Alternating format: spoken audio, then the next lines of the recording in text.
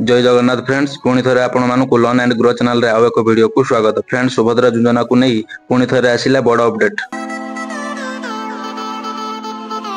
जदि आपण माने भाबुथिबे फोर्थ फेज रो टंका जनवरी 10 तारिख भितर आसीबो तेबे सुनि रखंतु जनवरी 15 परे अकाउंट को आसीबो टंका। एबे केवल फोर्थ फेज पई वेरिफिकेशन चलची केबे अकाउंट को आसीबो टंका तार किछि निर्दिष्ट डेट फिक्स नाही।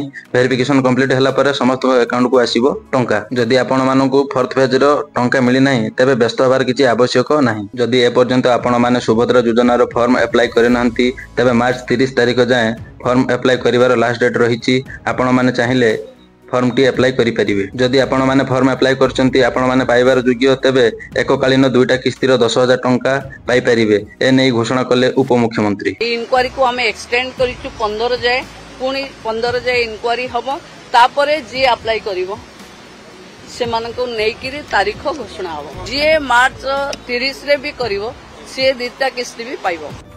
बात तो सही है। ये भगवान क्या जुल्म है।